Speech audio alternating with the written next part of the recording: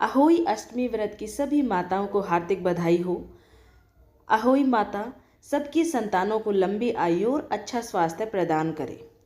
करवा चौथ के ठीक 4 दिन बाद कार्तिक कृष्ण पक्ष की अष्टमी तिथि को अहोई अष्टमी का व्रत किया जाता है। इसे अहोई आठे के नाम से भी जाना जाता है। जिस वार की दीपावली होती है, अहोई आठे भी उसी वार की पड़ती है। इस व्रत को वे स्त्रियां करती है जिनकी संतान होती है। ये व्रत संतान की लंबी आयु और सुखमय जीवन की कामना से किया जाता है।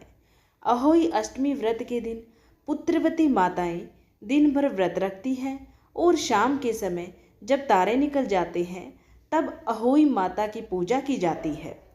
प्रिय श्रोताओं, आप सभी से विनम्र निवेदन है कि अहोई अष्टमी की कथा को बड़ी ही श्रद्धा और प्रसन्नचित्त मन से पूरा अवश्य सुने। चलिए अब अहोई अष्टमी व्रत की कथा का श्रवण कीजिए। एक नगर में एक साहूकार रहता था। उसके 7 बेटे, बहुएं और एक बेटी थी। कार्तिक के महीने में दिवाली से पहले अष्टमी को अपने मकान की लिपाई पुताई करने के लिए सातों बहुएं अपनी इकलौती ननद के साथ जंगल में जाकर खदान में मिट्टी खोद रही थी। वहां पर शाहू की मान थी। मिट्टी खोदते समय ननद के हाथ से कुदाल शाहू के बच्चों को लग गई और वो तुरंत ही मर गए। इससे शाहू माता बहुत नाराज हो गई और बोली कि मैं तेरी कोख बांधूंगी। ननद अपनी सातों भाभियों से बोली कि तुम में से कोई अपनी कोख बंधवा लो। तब 6 भाभियों ने अपनी कोख बंधवाने से मना कर दिया, लेकिन छोटी भाभी सोचने लगी कि यदि मैंने भी अपनी कोख नहीं बंधवाई तो सासू जी नाराज होंगी। ये सोचकर ननद के बदले में सबसे छोटी भाभी ने अपनी कोख बंधवा ली। इसके बाद छोटी बहू के जो बच्चा होता वो 7 दिन का होकर ही मर जाता।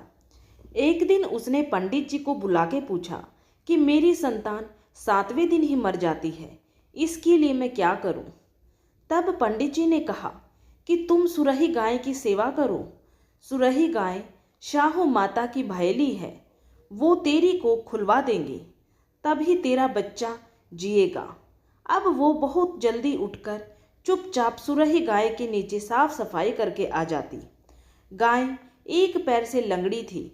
गौ माता बोली कि हर रोज उठकर कौन मेरी सेवा कर रहा है, मैं आज देखूंगी। गौ माता खूब सवेरे उठी तो क्या देखती है कि साहूकार के बेटे की बहू उसके नीचे साफ सफाई कर रही है।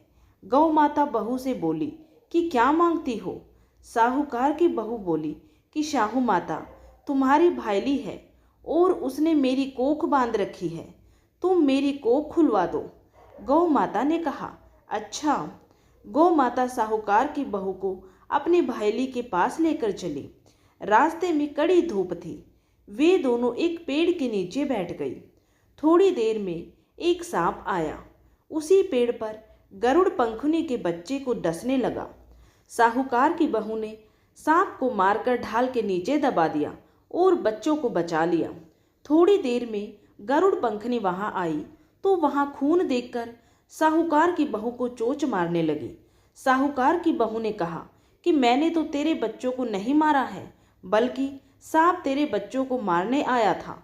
मैंने तो उससे तेरे बच्चों की रक्षा की है और उनकी जान बचाई है। ये सुनकर गरुड़ पंखनी बोली कि मांग, तू क्या मांगती है? वो बोली, 7 समुद्र पार शाहू माता रहती है, हमें तुम उसके पास पहुंचा दो। गरुड़ पंखनी ने दोनों को अपनी पीठ पर बैठाकर शाहू माता के पास पहुंचा दिया। शाहू माता उनको देखकर बोली कि आ बहन आ, बहुत दिनों में आई है। बातें करते समय शाहू माता ने बीच में ही कहा कि बहन, मेरे सिर में जुएं पड़ गई हैं। सुरही के कहने पर साहूकार की बहू ने उसके सिर की सारी जुएं निकाल दी। इस पर शाहू माता ने प्रसन्न होकर कहा, तूने मेरे सिर में बहुत सलाई फेरी है, इसीलिए 7 बेटे और 7 बहू होंगी। वो बोली, मेरा तो एक भी बेटा नहीं, 7 बेटे कहाँ से होंगे? साहू माता बोली, वचन दिया है, वचन से फिरूं तो धोबी की कुंड पर कंकड़ी हो। साहूकार की बहू बोली कि मेरी कोख तो तुम्हारे पास बंद पड़ी है। ये सुनकर शाहू माता बोली कि तूने तो मुझे ठग लिया है, मैं तेरी कोख खोलती तो नहीं, पर अब खोलनी पड़ेगी। जा, तेरे घर पर तुझे 7 बेटे 7 बहुएं मिलेंगी। तू जाकर 7 उद्यापन करियो, 7 होई बनाकर 7 कढ़ाई करियो। शाहू माता से आशीर्वाद लेके जब साहूकार की बहू घर वापस लौटी तो उसने देखा कि उसके 7 बेटे और 7 बहुएं घर पे बैठी हैं। उसने 7 होई बनाई, 7 उद्यापन किए, 7 कढ़ाई करी। और शाम के समय जब जेठानियां आपस में कहने लगी कि जल्दी जल्दी धो पूजा कर लो, कहीं छोटी बहू बच्चों को याद करके रोने लगेगी। थोड़ी देर में उन्होंने अपने बच्चों से कहा कि आज चाची के घर जाके देख के आओ कि आज वो अभी तक रोई पीटी क्यों नहीं है। बच्चों ने आकर कहा कि चाची तो होई बना रही है, खूब उद्यापन हो रहा है। ये सुनते ही जेठानियां दौड़ी दौड़ी वहां पर आई और आकर कहने लगी कि तूने कोख कैसे खुलवाई है। उसने कहा, तुमने तो कोख बंधवाई नहीं थी, सो मैंने कोख बंधवा ली थी, परंतु अब शाहू माता ने दया करके मेरी कोख खोल दी है। हे शाहू माता, जैसे आप शाहूकार के बेटे की बहू की कोख खोली, वैसे ही हमारी और सब परिवार की बहुओं की कोख खोलती जाना। अहोई अष्टमी व्रत कथा को कहते की, सुनते की, हुकारा भरते की सबकी संतानों को सुख समृद्धि और दीर्घायु करना। बोलिए अहोई माता की जय। अब आप सभी होई माता की दूसरी कहानी का भी श्रवण कीजिए।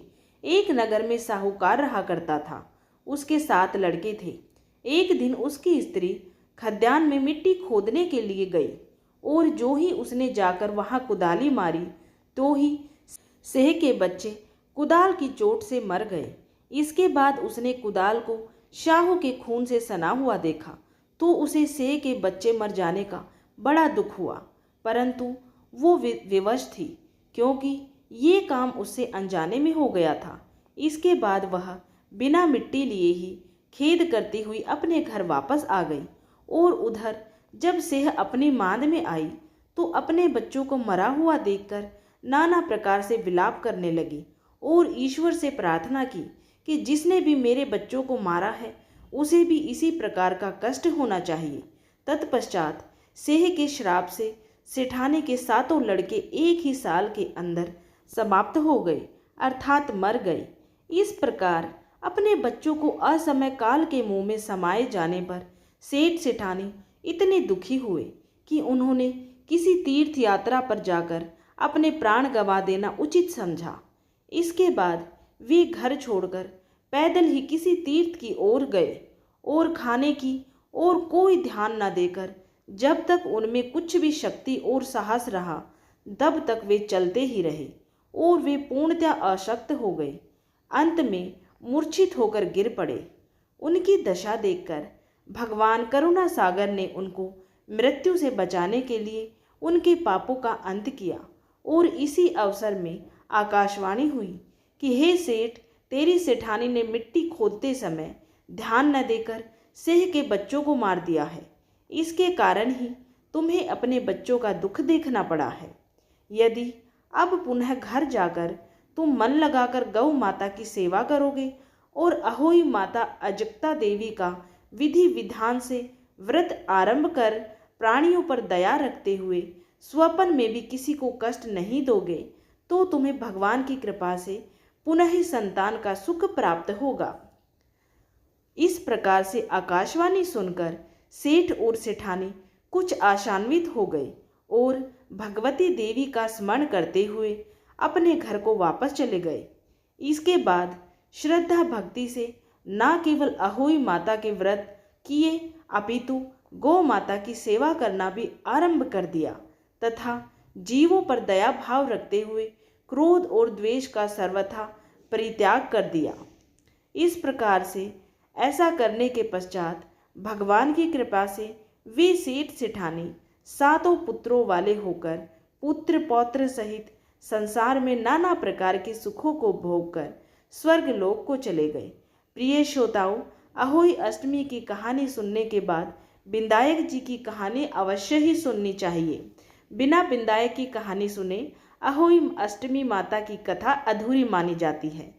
तो इस कहानी को सुनने वाली माताओं पर गणेश जी अपना आशीर्वाद सदा सर्वदा बनाए रखें। तो चलिए अब विनायक जी की कहानी का श्रवण कीजिए। एक बार विनायक जी महाराज एक चुटकी में चावल और एक में दूध लेकर घूम रहे थे कि कोई मेरी खीर बना दो, कोई मेरी खीर बना दो। एक बुढ़िया माई बोली कि ला मैं तेरी खीर बना दूं। वो एक कटोरी ले आई। तब विनायक जी बोले कि बुढ़िया माई, कटोरी क्यों लाई हो, भगोना लाकर चढ़ा दे। तब बुढ़िया माई बोली कि वे इतने बड़े भगोने का क्या करेंगी, कटोरी ही बहुत है। विनायक जी ने कहा कि तू चढ़ाकर तो देख। बुढ़िया माई ने भगोना चढ़ा दिया और चढ़ाते ही दूध से भर गया। फिर विनायक जी ने कहा, मैं बाहर जाके आता हूँ, तू खीर बनाकर रखियो। खीर बनकर तैयार हो गई, परंतु विनायक जी महाराज अभी तक नहीं आए। तो बुढ़िया माई का मन ललचा गया और वो दरवाज़ा बंद करके खीर खाने लगी और बोली कि विनायक जी महाराज भोग लगाओ, और खीर खाने लगी। इतने में विनायक जी आए और बोले, बुढ़िया माई खीर बना ली। बुढ़िया बोली, हाँ, आकर जीम लो। विनायक जी बोले, मैंने तो जीम लिया, जब तू जीमने लगी और तूने मेरा भोग लगाया, मैंने तो तभी जीम लिया था। तब बुढ़िया माई बोली कि तुमने तो मेरा पर्दा हटा दिया, परंतु किसी और का पर्दा मत हटाना। तब विनायक जी महाराज ने खूब धन दौलत भर दिया। हे विनायक जी महाराज, जैसे बुढ़िया माई को दिया वैसा कहते सुनते सब परिवार को देना। बोले विनायक जी महाराज की जय।